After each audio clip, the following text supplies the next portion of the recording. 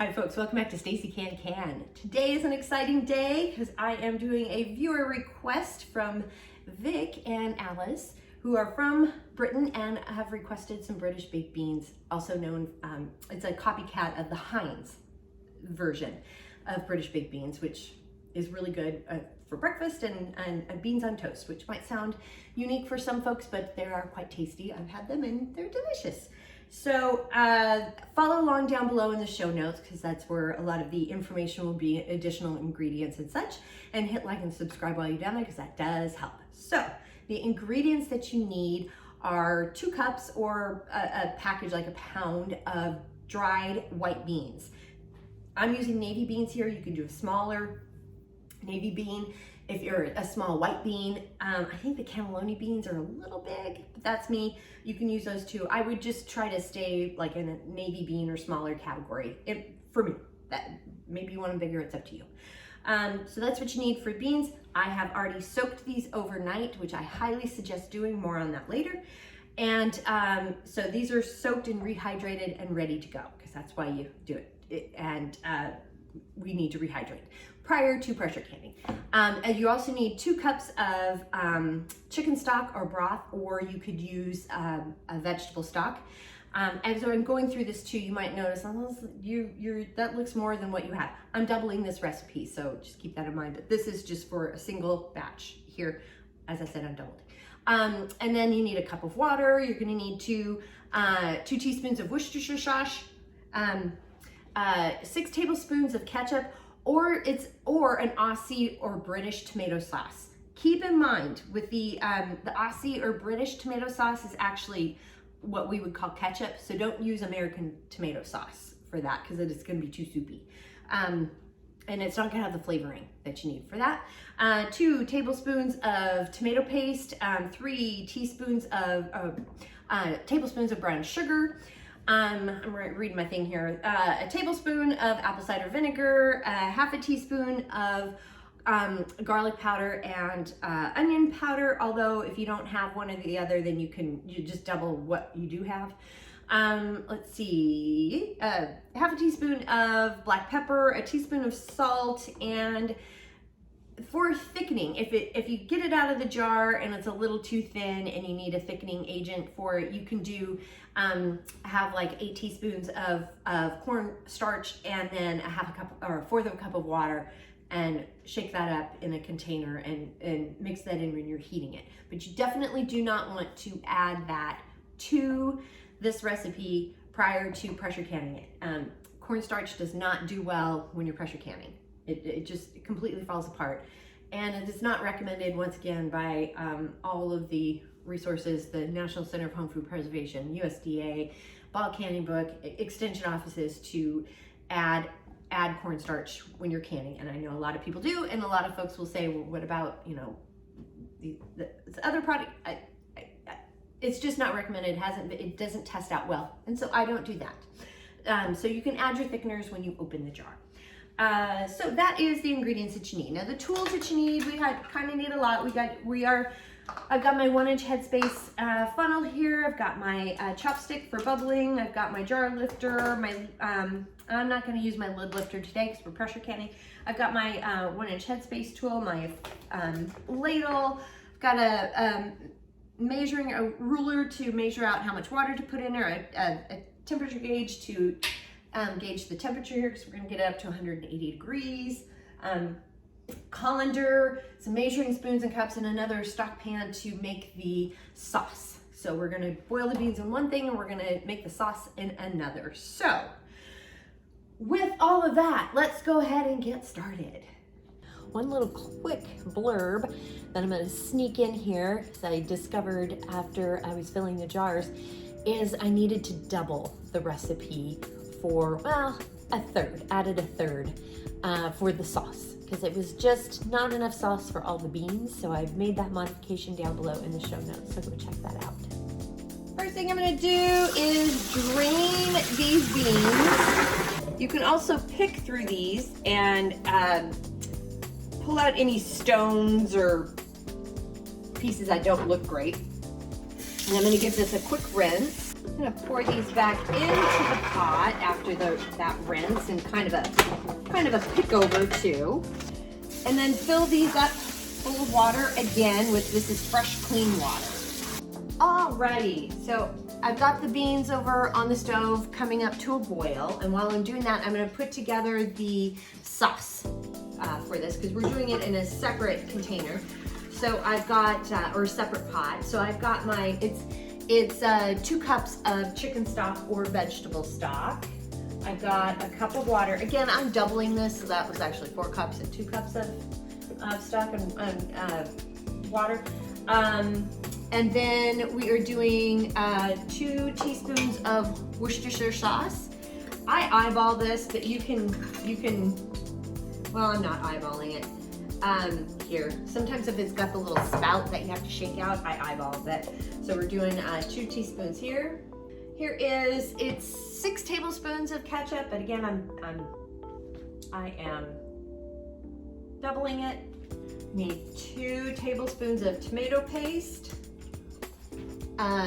3 tablespoons of brown sugar, tablespoon of apple cider vinegar, teaspoon onion powder, teaspoon garlic powder, a teaspoon, or this is a half of a teaspoon of the onion powder and garlic powder. I was doing a full because I'm doubling it. A teaspoon of salt and a teaspoon of pepper. And then I'm putting it on the stove to bring to a boil. So the beans have come to a boil and I've cut the heat. We're just getting them hot. And now I'm skimming the foam. And I've got my pot, you can't really see it here, but I do have my pot over here with the sauce. And it's nice and soupy, which is what we need. And I'm bringing this to a boil to get it blended and mixed and skimming the foam off of the beans as I go. It's a good idea to do. Okay, so I've got the sauce is done. The beans are done heating up. I've got my jars heating up in the counter. And I am using the slotted spoon thing because it just works a little bit easier to scoop up the beans because I'm not having a lot of liquid in there. And then you want to fill the jars up about 3/4 of an inch high with the beans, or 3/4, 3/4 of the jar filled up with the beans. Then we're gonna use our sauce.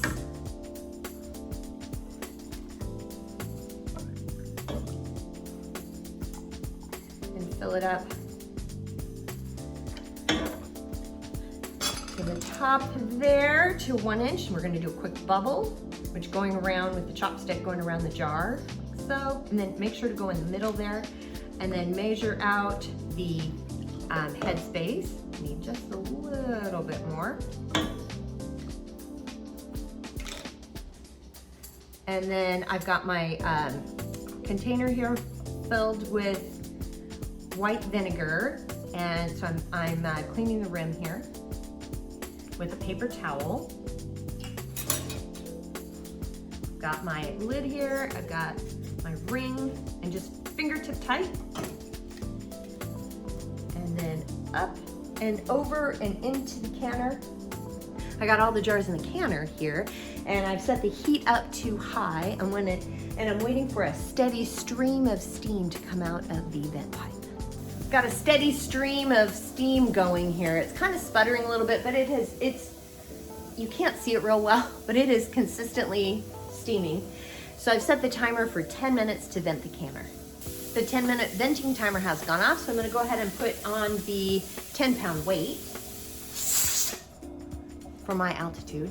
And now we're gonna wait until either the dial gauge reaches 11 pounds of pressure, or my weight starts to rattle around, and then we'll set the timer for my altitude.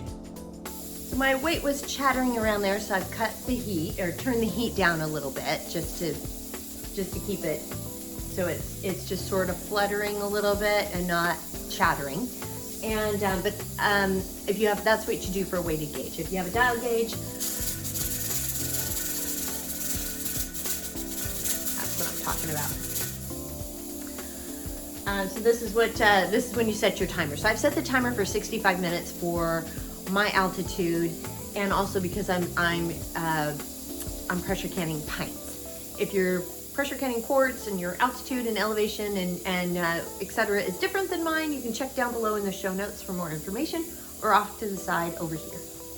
The timer has gone off for my altitude, so I'm cutting the heat, and I'm gonna watch for the dial gauge to go down to 0 before removing the lid. The dial gauge has gone down to 0, so I'm gonna go ahead and take off the vent, the weight here, and I use a glove because it's hot. And then taking the lid off. And when you take the lid off, carefully lift it away from your face, because that is a facial you don't want. And then just gently remove the jars one by one, and do not tip or tilt. And doesn't that look delicious? And this is how we make some Heinz baked beans, how we pressure can those. House smells really good. The sauce that I had made tasted very good as well prior to pouring it onto the beans. And I'm looking forward to seeing what they taste like. I will definitely be doing a follow-up video on this one for sure. I do need to let them cool, and I think it's good to let the beans and the food kind of sit in the jar for at least a week or two to kind of meld all those flavors together.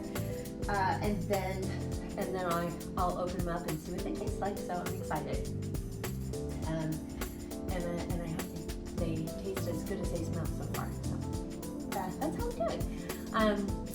Thank you so much for your suggestions, and by all means, please reach out to me for any of your suggestions. I love hearing some feedback. Yeah, so you can follow along down below in the show notes with all of the information that's down there. And while you're down there, please hit like and subscribe for all of the recipe information, and the liking and subscribing does help. So if you have any additional questions, comments, suggestions, feedback, concerns, please reach out to me. I'm on Facebook at Stacey Can Can. You can at me on Instagram and TikTok at Stacey Can Can. My website is www.staceycancan.com. My email is info@staceycancan. And I'm also on Pinterest and LinkedIn at Stacey Can Can, and always, check out my website for my latest blog entry and newsletter. So thanks so much again for joining me today. And until next time,